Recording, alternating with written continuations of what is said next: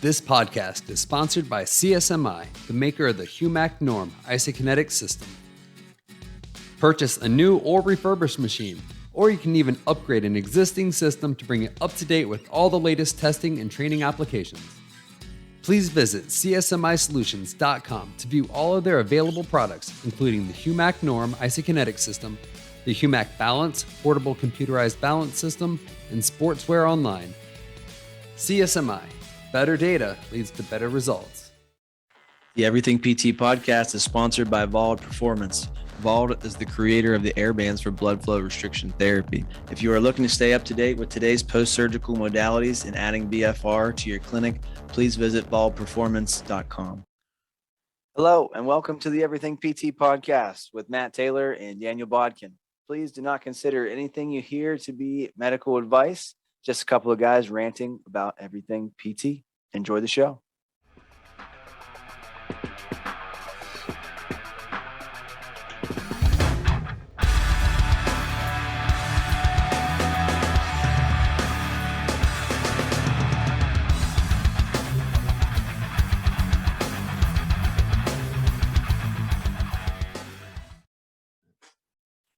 Welcome back to the Everything PT podcast. I am Daniel Bodkin. I am joined by my co-host, Matt Taylor. Matt, what's going on? Hello, Daniel. Not much. Just scarfed down some dinner. Saw a bunch of patients, little interview action, and ready to go for the podcast tonight, buddy. My athlete, she's about a year and a half out of ACL. She just left. Big night. I mean, her estimated 1 rep max on the squat from the summer, last time I tested, it was like 155. Mm-hmm. And then she got an estimated of 185 today. She did I think it was 165, 3 reps. So that was big. Nice. She's been back playing. She started, just 10 minutes at a time. Then she started playing 25, 30 minutes. She played a full 90-minute game this weekend. No issues at all with her knee. She had a quad tendon graft, and I'm not a huge fan of those, but this is an N of 2. I've seen 2 of them. But she had a lot of, quad weakness and inhibition. So we just kept working. My model is I take over after discharge. So she did 5 months of rehab, and then I took over and do more strength conditioning, throw a little, PT stuff in when I need to. So it was a big night, man. So sure. That's she awesome. Just left about 10 minutes ago. Well, good. Be happy with your quad tendon, because I got a couple with cadavers, with zombie parts in them. So I think you're a step ahead of ours over here. So we have another big guest with us tonight, Matt. Yeah, super excited, man. Yeah. So we've had some great guests. Anybody that's listened, go back through our catalog. We've had Eric Maida, then we had JW Matheson. So those two, they make up PT Inquest, but they have a third member.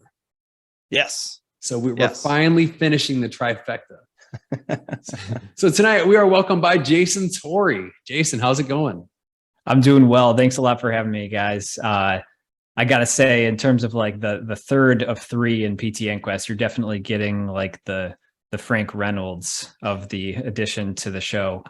You're not getting the original cast. Nice. I like that. Well, this is episode 30 for us. And I know, JW, he always hits you with different, stats about, the numbers. You like to throw in a little bit of sports with it. So you got anything for the number 30? Big NBA guy, and you got to say that number 30, best of all time, Steph Curry. He's still playing the game. Yeah. Without looking through all of the all-time statistics lists, I couldn't tell you off the top of my head who his 30th in offensive rebounds, but maybe we'll do that, and I'll send it out when we advertise the podcast. I like that. Awesome. Well, Jason, why don't you start by introducing yourself and telling us a little bit about yourself here, buddy? Well, sure. So I'm a sports physical therapist, strength and conditioning coach, and running coach. So I do have a lot of hats that I use actively. Right now, my full-time role is a sport performance coach for Rochester, New York FC, which is in the MLS Next Pro League. So I'm contracted to work as their sport performance coach through the University of Rochester. I previously did a sports physical therapy residency at the University of Rochester Medical Center. And prior to that, I was working in private practice in Ithaca, New York, basically just in a sports setting, kind of seeing a lot of like the recreational running group, recreational triathletes in that area, a lot of high school athletes. So that's kind of how I got to where I am now. There are a few things that happened in between, I guess, but that's the shortcut version of it. Sure. So we heard about you, from when you started hosting or co-hosting with the PT Inquest. I've listened to just about every episode of them. So how did that come about? Yeah, so I think I've made the joke on the podcast that I just listened to every episode and then suddenly became a co-host because that's basically what happened. I mean, I started listening to the show in 2015. I was in PT school, and a classmate of mine, good friend, Liz Jacoby, she's like, "You should listen to this podcast, PT Inquest. One of the guys reminds me of you a lot." And so I did, thinking like, "Oh, that's odd. There are people like me out there." And I never looked back. So I just kept listening, and I was like, wow, that's weird. I agree with like everything these guys are saying. And I am normally the kind of person that's questioning a lot of things too. Mm-hmm. But that kind of makes sense when you listen to that podcast. It's about questioning things. So, So listen to every episode along the way, and it really significantly shaped my career. Took Eric's course in person, and met him and JW in person at CSM a bunch of times, and the sports academy, or Academy of Sports PT, their conference. So just kept showing up, hanging out with the guys when I saw them in person. And this year, Eric was just kind of looking to take off some of the work of like doing the back end production of the podcast and picking the articles and staying on task and all that stuff. So he offered me to jump on and do it. And so, we just record a couple episodes every couple weeks, and we're trying to keep the weekly episode structure. So I think I've been on for like 30 episodes or so far. Yeah. Awesome. And so one thing that just blows my mind about what you guys can do is you can break down the research. And so when, I'll look at an abstract, and then I just kind of jump to the keys of it. But then like I've seen articles, and then I've heard him talk about them later, and in some of their back catalog, and I didn't even they pick up on things that I never even think about, or like you said, you question a lot of it. So I'll read them like, oh, that's a great article, and then you hear it and you just kind of pick it apart, and it's fascinating. It is, yeah. And I mean, the number of times that I've brought articles to the show and like kind of had a few points to them, and then Eric will bring up something, and I'm like, oh man, I picked this thing apart, and I really didn't even think of that. So that just speaks to his ability to do that, and the number of years that he's been doing that. I started really critically reading while I was in PT school, but I kind of like, I got the fire underneath me the first year I was out in practice, where it was kind of like, all right, now you're out here. You have no experience whatsoever. You kind of have like, if you think of either your funnel or your three legs of the stool, whichever evidence-based practice model you like, you've got your patient values, and then you have your knowledge of the literature. Mm-hmm. And in my mind, it was like, well, the most modifiable thing right now is assessment of the literature. So I just dug in, and I probably dug in a little too hard, but I was reading a ton that first year that I was in practice, and I kind of just kept at it. And the more you dive into a certain area of research and you start to see the full context behind it, it makes it a lot easier to critically appraise articles in that same category too, because you have a base expectation of what you think is normal there. So Jason, we just had Jimmy McKay on last week, and there was a joke if he's a real PT or not, because he's employed by a research company, doesn't actually do research, is employed by a hospital, doesn't actually do physical therapy, but you could argue that he affects a lot of people's lives and changes the trajectory just based on, the knowledge, getting information to people. And I think for me, PT Inquest has kind of done that. I think it's been a really nice vessel to get information. Yeah, absolutely. I'm the same way. And so much of the way that I practice has been shaped by just those two guys just riffing on articles. Just talking about therapy articles. Well, that's huge is the medium. I used to, when I had a clinic in Nashville or outside of Nashville, I had a 45-minute drive each way, all on the highways. So other than listening to Star Wars books and Game of Thrones books, I listened to PT Inquest. And so I would actually enjoy getting the research there versus, I joined the APTA this year. So I get their JUSPT. Yeah. Don't pump that fist too hard, because I'm kind of tossing a lot of those journals I'm getting right in the recycling as I go through and saying, I didn't learn anything from this. Yeah. Sorry, APTA, but it's the truth. But then I listen to you guys and you're finding articles that I vibe with, and that I'm actually learning something from. So a big part of it's just the medium and what you're choosing to present is really big. Yeah, absolutely. I mean, we try to pick articles that come to a conclusion or have findings that's kind of the opposite of what you would think. I mean, those are always my favorite episodes, when you just find that, oh yeah, it just wasn't associated with that thing that we've taken for granted and have expected that that's the case for a long period of time. The other ones are just kind of on like popular new topics. So, I mean, I pull a lot of these articles for episodes now, since I'm actually the one who's in charge of setting the articles. So if you have any requests, like, send them my way. I pull them out from like people having heated discussions on Twitter or on Instagram to a lesser extent, because people don't really talk about research on Instagram. And those are kind of the topics where it's like, oh yeah, if people are getting fired up immediately, I'm going to queue this paper up. I'm going to queue it up before I even read it, because I know that it's just going to be a good topic to talk about. And then I have another series of like alerts that I get from journals, and all crazy stuff gets into my inbox, and I have to sift through that. But yeah, it's fun to play around with. Looking for a way to improve sport-specific training with your athletes? Then you have to check out BlazePods. BlazePods is a neurocognitive reaction training intervention that can be incorporated into your sessions for patients throughout the treatment spectrum.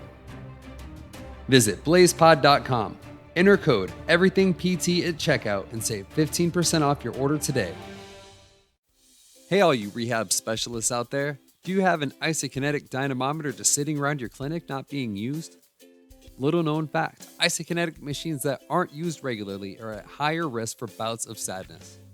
Help your machine out and take CSMI's newest CEU course, Isokinetics 101 online, created by me, Daniel Bodkin, and learn how to use all the exercise and testing applications available on your machine.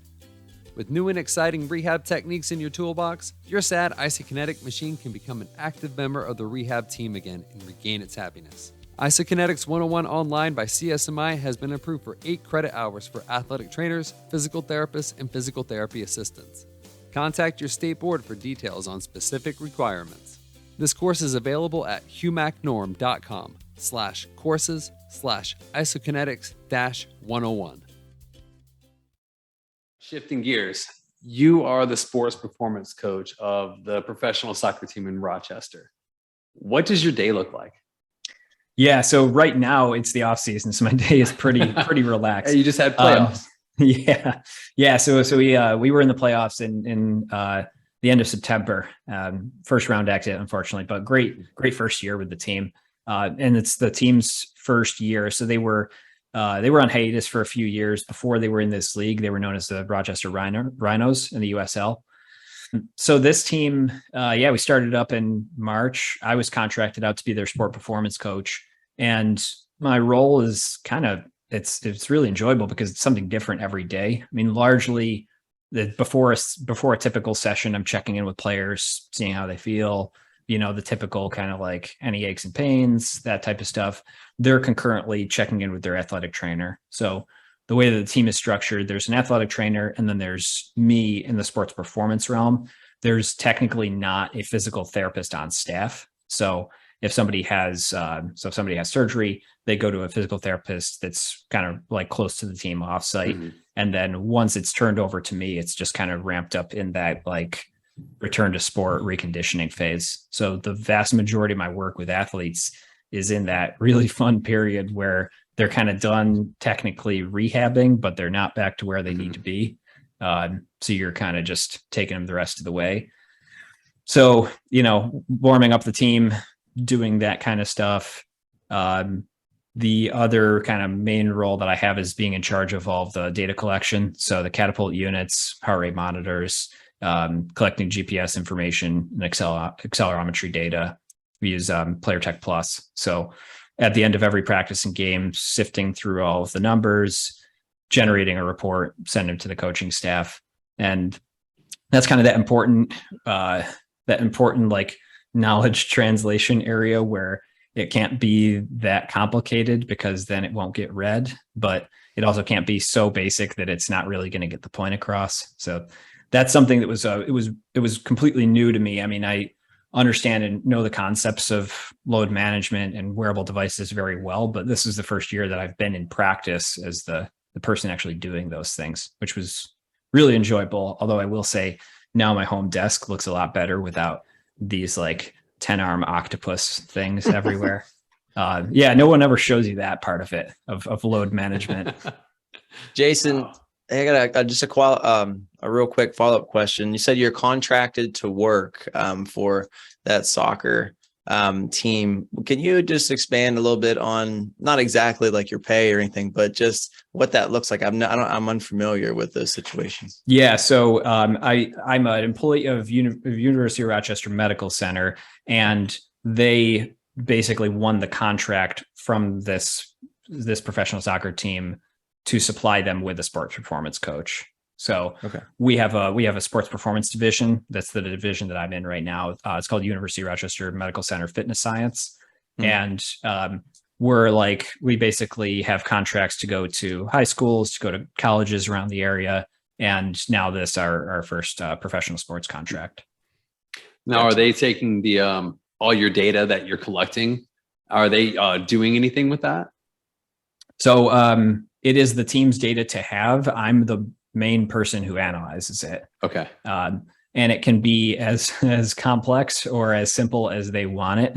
And I've played around with it quite a bit. And at the end of the day, I mean, especially with my knowledge of how specific this stuff needs to be, there's a certain amount of, you spend a couple hours playing around, but you know that there's not really going to be that much from an outcome standpoint that comes out of it. You're just kind of doing things out of curiosity at a certain point. Yeah. But anything you've stumbled across?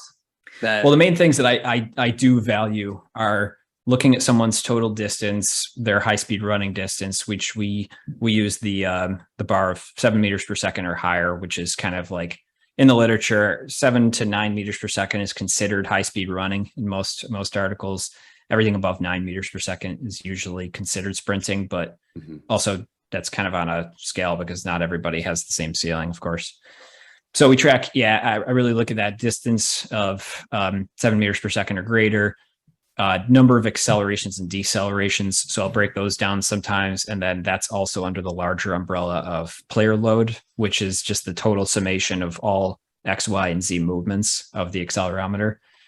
So that's kind of like your number of how much did the player move when you also have how much distance did they travel. Now, obviously there's tons of limitations there, and I could spend the rest of the podcast talking about this thing, but we actually had an episode on wearable devices in the military on PT Inquest. So if someone's really interested in the limitations on wearable devices, they can go listen to that one. I was in the Army, so I loved that episode because like you said, my job was shooting rockets, but even within that, I was in a rocket launcher. So the guys that drove the ammo trucks, their workday was very different than ours, and it was still within the same MOS. And so completely different if I'm in green cycle, red cycle, different training throughout the year. And that was one of the big things that you guys mentioned, is that it is too diverse. Yeah. You can't just like lump all military into any one. And that was really cool. That was a great finding that I liked. Yeah, that was definitely one of my favorite episodes that we've done so far. You can say like on one team, the numbers are probably a little bit closer, but then you even have position specific. And then if I'm stratifying it by position, but there's only 4 or 5 people at that specific position, then is there a large enough number there for me to think that something's significant? Probably not. But those are some of the metrics I look at, and then certain heart rate metrics and the players filling out like a session RPE. What they don't tell you when we think about all this stuff is how often you miss data just because the player like forgets to do something. They forget their heart rate monitor. It's sitting a little bit too low on their chest. They forget to fill out a session RPE. So it's it's not a perfect practical science, but it's something to kind of back up the decisions that you make from a coaching standpoint. And from a reconditioning standpoint, I like them most because I know what somebody's norm is before they get injured. So I just know what they need to get back to. Whether that number carries that much significance, that's the thing that I used it for most. So I know what your top speed is. I know what your average player load is for a match and player load is for a practice. So let's just try to do some things that represent getting back to that point. Once we've already established that the basic things have been met, right? Their strength, their range of motion, all the typical rehab stuff. What are you doing for measuring strength? So on field, I actually use a really cheap handheld dynamometer because it's just one that I bought and have and carry around with me. It's also not so expensive that I know that it'll get destroyed, because a lot of stuff when you work on field gets a little rough. I use the Active 5 or Active Force dynamometer. In the gym setting, at University of Rochester, I have access to isokinetics, but it's so hard to get a player to actually get in there for an appointment to do that most of the time I would be using a Tyndek inline dynamometry setup just on a leg extension machine, or some basically the same thing, but for whatever joint I'm testing. So just an inline dynamometer. I have a bag where I just carry the Tyndek 300 kilogram and then the 150 kilogram, which now that I have the 300, I don't use as much. Well, I have to throw a plug out there to one of our sponsors. We are sponsored by Vald, and they make the handheld dynamometer, the DynaMo. They have the NordBord. They have the ForceFrame. Have you ever used the NordBord for assessing, like for hamstrings? I know hamstrings is big in soccer. I have not in this setting. I've used it previously. And then I've also tried to rig up sticking a handheld dynamometer underneath somebody's heel while they're on some sort of Nordic hamstring device. The reliability of that questionable, but yeah, I mean, I would love to, like, if I designed a clinic today and I'm not getting paid by Vald, I would have a bunch of their stuff, the ForceFrame, all of it. It is surprisingly more affordable than you would think. They have some monthly cost options, and you can break it down. If you get X amount of new patients, and they yield so many per average visit, it can make some sense too, if you want to get involved with it. Jason, I had a follow-up question just about maybe changing speeds a little bit about the SCS requirements. I've thumbed through them. I know the on-field hours are pretty extensive, and I know I've only met, you're one of 3, I think, that I've met. So what are your thoughts about the relevancy of the on-field hours and the requirements for the SCS?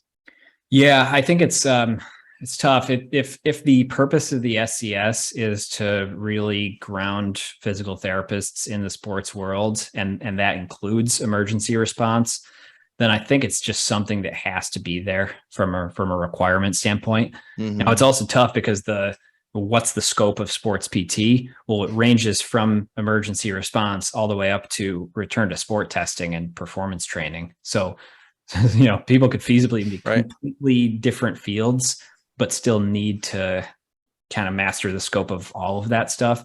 The same way that when we were getting our PT degree, we had to master the inpatient, the neuroscience, some of the stuff that we don't typically use a whole lot from an outpatient and sports standpoint.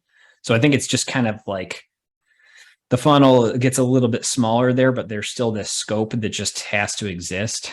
Sure.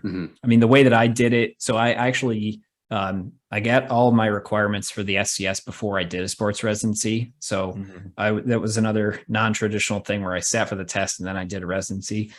And that was mostly because in the previous setting that I was at in Ithaca, I had a good relationship with a high school there and an athletic trainer there that I was able to get all of my on-field hours, but it still didn't feel like kind of getting immersed in that world and like being the person that has to do the thing.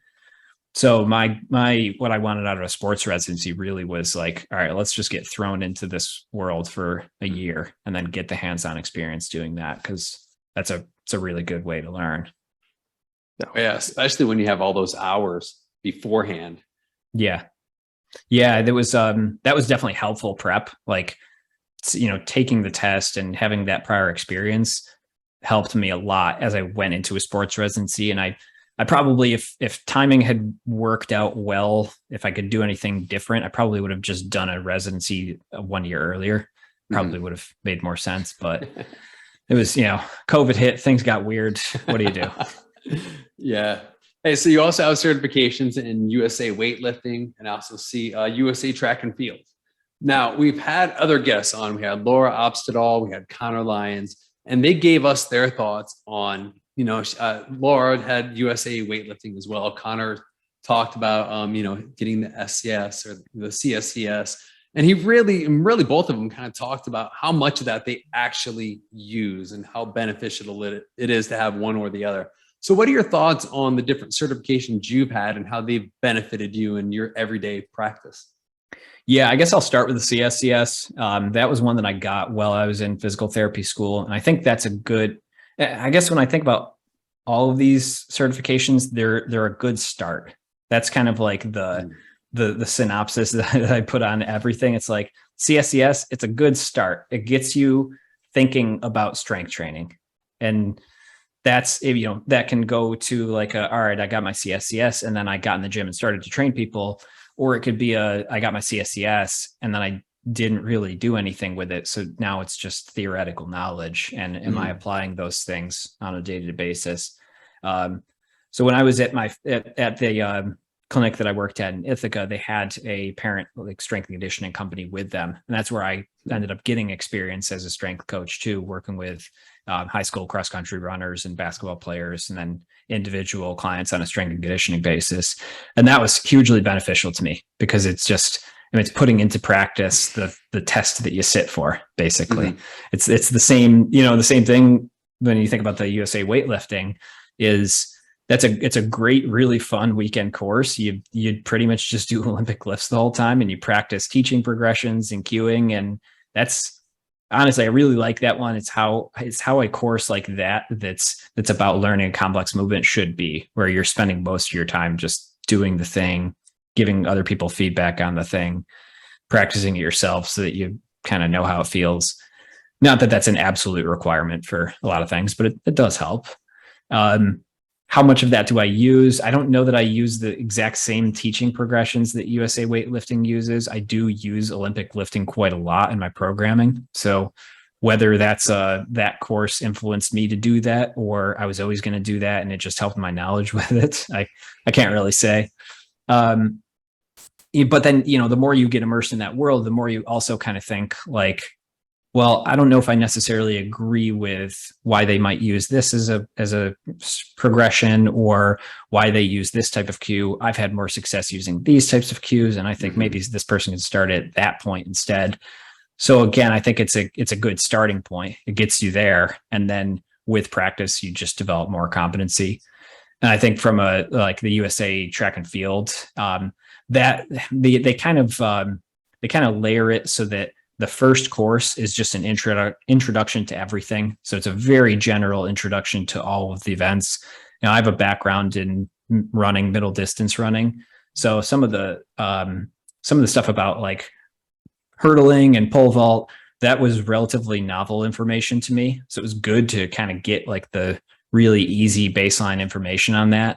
But then I haven't taken these, but the level 2 is really where you dive deeper on like programming and really the kinds of things that you would get out of it that you would use on a practical basis. Hey, we got 3 strength guys all at the same place at the same time. So just a couple nerdy strength questions for you. I have the CSCS certification as well. Love it. Feel like it's a great one. They do a little bit of some power cleans, but not a whole lot of snatch. Of course, it's been 7 or 8 years. Maybe things have changed. But just knowing I've done some CrossFit stuff and familiar with the Olympic lifting. Do you feel like there's a big learning curve for our athletes? We're trying to get back to sport to the point where it's it's kind of challenging to get them to get the benefit of the rate of force development rather than learning the skill of the movement. Any thoughts on that? Yeah, so I think it depends on which movement you're chasing and what their previous competency is. So if somebody has never participated in any Olympic lifting movement before, it's probably not going to be my mode of choice during rehab, given that you've got a lot of other things going on. Now, during ACL rehab, it actually might be a good opportunity to start working on that just from a teaching standpoint, since depending on the setting you're in, you may have quite a lot of time. I mean, unfortunately, this season we did have an ACL tear on our team. So I had a lot of time to spend with a guy, and I was just like, what do you want to get better at? Let's do everything because we have the time to do that. No, I think that there are easier ways with a lower technical threshold to do some of the things that Olympic lifts do. The snatch is probably a good example of one that just, it's on the high end of the technical side, where if you master it, that's excellent. It's a great lift. I don't see many team sport athletes that have really mastered it. And if the goal for the team sport athlete is rate of force development, let's just get you more powerful. Right. I think we could, there are simpler ways to do it. Agreed. Absolutely. All right. You mentioned earlier that you kind of comb through some of the socials and you look at what the hot topics are. All right. So Matt and we actually have an unreleased episode that we recorded. And this was right when New York decided that physical therapists shouldn't be using BFR. And we actually got on with one of the people directly involved in it. But it ended up being we got a little hot. And so we decided maybe we should not air that episode and kind of come back to it when things cool down. So how has that affected you, given that you're in a sports performance versus a physical therapist setting?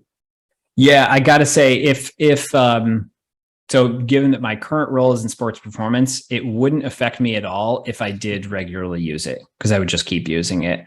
I don't typically use it. I would say that I'm still in the later adopter phase of BFR. I have used it in the past. I've used it sparingly. And I just, from my personal experience standpoint, I can't be confident that it's any better than me doing the alternative. The alternative to BFR typically is just maybe a little bit heavier weight, or maybe not, and the same thing. And maybe they get there at the same time. I actually have a just completely unfounded theory that if you do myo reps on somebody, that when they get to that feeling of just like, oh, the world's going to end, that might have the same effect that BFR does, just because of how unpleasant it is. So I do use myo reps quite a lot, actually. Maybe it's also just because I'm too lazy to put a cuff on somebody. I don't know. No, but I do think it's ridiculous. It just is. It's nonsensical to think that this tool that does produce in rehab. So, I mean, I know people that use it quite a lot and feel very strongly about it. And if it's working for them, I think that's great. But it does very clearly seem like a rehab tool. So to be taking it away from the rehab specialists, it really doesn't make any sense to me. Actually, when you mentioned that, I went back because we did get an APTA New York update on that a couple of days ago. I'm just pulling up the email here. Perfect. Yeah. Hey. Breaking news. Yes. Yeah. Breaking news to me. They talked to the so the State Education Department Office of the Professions that's the office that put out the message. I think it was in June when that came out. The APTA in New York brought something up to them at the board on September 23rd, and they are basically going to be reconsidering, and they might put out a statement by the end of this year. The APTA in New York hopes that it comes before the end of this year, but I think it's probably safe to say, we might hear something by the end of the year. It's been so wildly unpopular that I would be surprised if it isn't overturned. I mean, this is like prohibition in the PT world right now. Yeah. And that only lasted that was like 10 months, right? Prohibition was. Yeah. Yeah. And it's funny because, I'm all about regulation in the right way. So I understand, if they say, you know what, you need to go to a course or complete something. I get Sure. that, Sure. to take something completely away, Yeah. not the best answer, but to also say, hey, person who's, day one in a clinic, here's cuffs, go do whatever you want without any training. I don't think that's also the best answer either. So I think there's a good middle ground that can be struck. Yeah, I get it too, but it's also just like, man, there are so many more dangerous things that we do regularly that aren't regulated. I mean, Sure. picking up barbells is one of them. Yeah. Like there's an accepted risk to that, but Mhm. yeah. Great. I don't think I have any more questions. Dan, we have anything else for Jason? Man, I think that's about it. Jason, where can people find you? Where can people find the podcast? Yeah, so I'm on Instagram at jasontuori.dpt, Twitter at jasontuoript. I've memorized these at this point just because I say it at the end of every single PT Inquest episode. The podcast, so PT Inquest, you can find that on all streaming services. I do have another PT podcast called PT Podcast Sports Edition. That's kind of like an interview-based PT. We kind of just talk to a bunch of sports PTs, kind of similar to what you guys are doing to describe like what's the scope of sports PT look like. Sometimes you can be in the NFL, sometimes you can be in a high school, all that kind of stuff. That one's also on all streaming services. And if you have any specific questions, jasontuoript@gmail.com is a good email for me. I think that's about it. Thanks a lot for having me on, you guys. Good. I'm gonna have to check out that other podcast. I haven't heard of that one. Same Oh, here, yeah. man. But Jason, thank you so much for coming on. We have completed the trifecta. Yes. I hope it held up its end of the triangle. Oh yeah, It did. Absolutely, definitely did. All right, everybody, that's it for this week. We will see you all again next week. Thanks again.